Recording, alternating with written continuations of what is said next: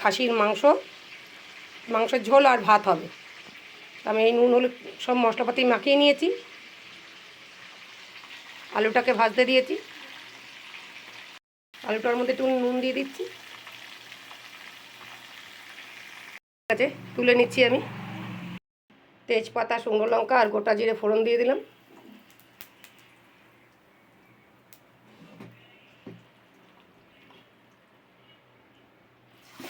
মাংসটা দিয়ে দিলাম।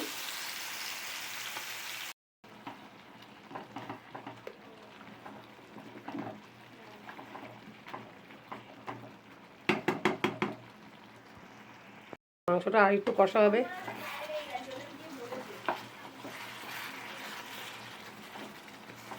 আর একটু কষা হলে প্রেসারে দিয়ে দেবো।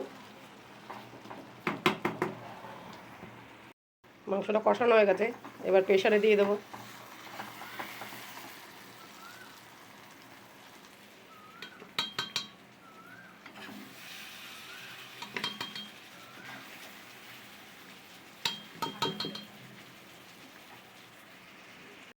দিয়ে দিয়েছি।